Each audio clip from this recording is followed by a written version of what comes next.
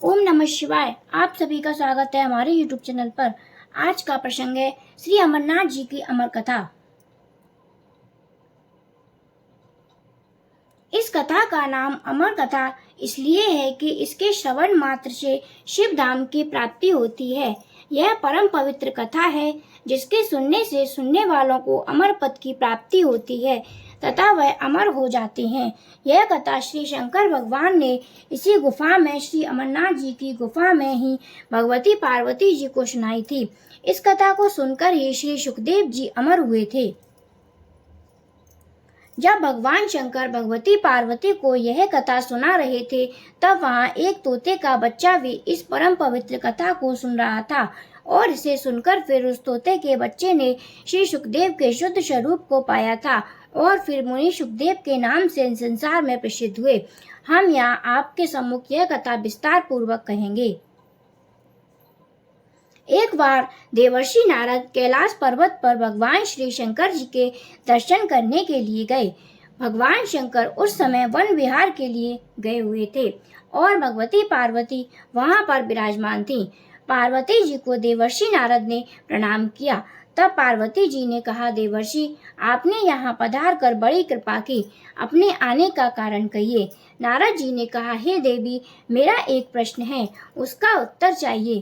पार्वती ने कहा, कहिए क्या प्रश्न है आपका।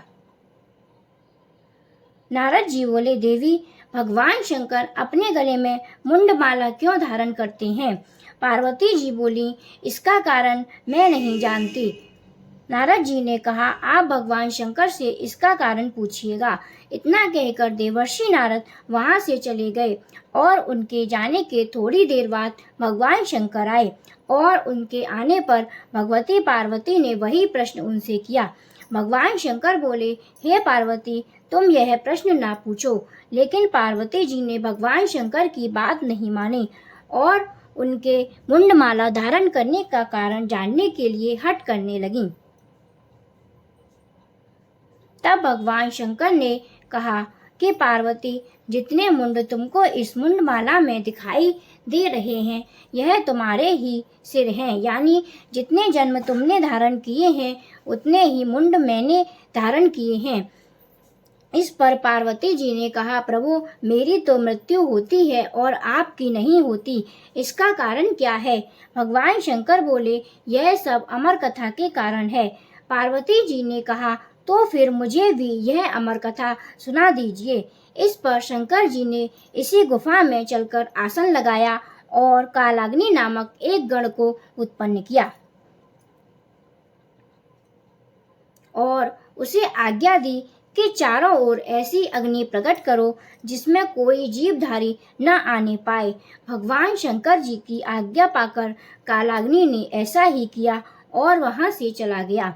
जिस आसन पर भगवान शंकर बैठे थे उसके नीचे एक तोते का अंडा पहले से ही था। इसके बाद भगवान शंकर आंख बंद कर एकाग्रचित हो पार्वती जी को अमर कथा सुनाने लगे और पार्वती जी उनकी हर बात पर हुंकरा भरने लगी। धीरे धीरे पार्वती जी को नींद आने लगी। उसी समय उस अंडे में से जीव प्रकट हुआ। पार्वती जी हुंकरा देते देते सो गईं तो उनके स्थान पर तोता हुंकरा देने लगा। जब भगवान शिव कथा समाप्त कर चुके तो पार्वती जी की आंखें खुली। भगवान शंकर ने उनसे पूछा कि क्या आपने अमर कथा सुनी। तो पार्वती जी ने उत्तर दिया कि अमर कथा सुनते सुनते मुझे नींद आ गई थी।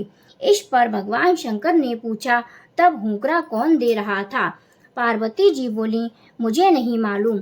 भगवान शंकर ने इधर उधर देखा तो उनको एक तोता दिखाई दिया जो कि उनके देखते ही देखते उड़ गया।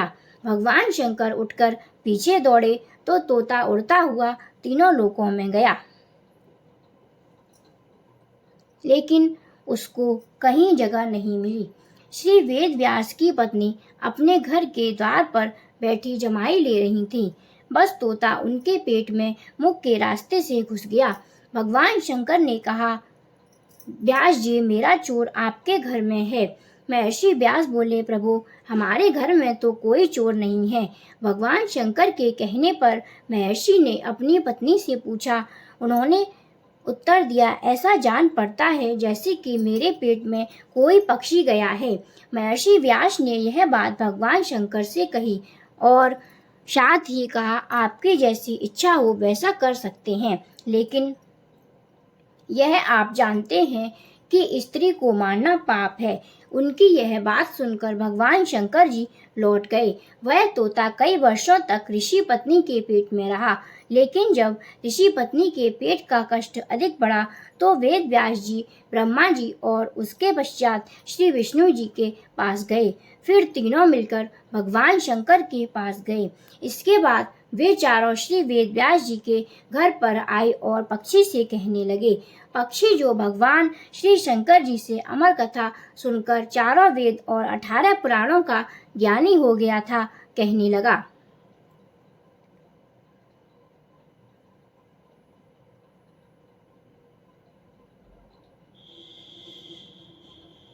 जब तक मुझे वैराग्य नहीं होगा तब तक मैं माँ के पेट से बाहर नहीं निकलूंगा। इस पर भगवान विष्णु ने अपनी माया से उन्हें यह वरदान दिया। इस पर वह तोता बोला, बालक माँ के पेट से बाहर आ गया और उसका नाम शुकदेव हुआ। श्री अमरनाथ जी का परम पावन क्षेत्र कश्मीर में स्थित है। कश्मीर तीर्थों का घर है। आदिशक्ति जगदम्बा ने इस क्षेत्र में अपना स्थायी निवास बनाया है और ब्रह्मा विष्णु महेश ने भी इस भूमि को अपना स्थायी निवास बनाया। भगवान शिव का प्रकृति द्वारा रचित हिम शिवलिंग में प्रकट होना अपने आप में एक आश्चर्य है। यह शिवलिंग अमावस्या से पूर्णिमा तक बढ़कर पूर्ण होता है और पुनः घटना प्रारंभ कर देता है। शिवलिंग अमावस्या को भी रहता है। यह लिंग कभी भी पूरी तरह लुप्त नहीं होता। परम आश्चर्य है कि भगवान अमरनाथ का शिवलिंग और प्राकृतिक पीठ पक्की बर्फ के हैं, जबकि गुफा के बाहर मीलों तक सर्वत्र कच्ची बर्फ मिलती है।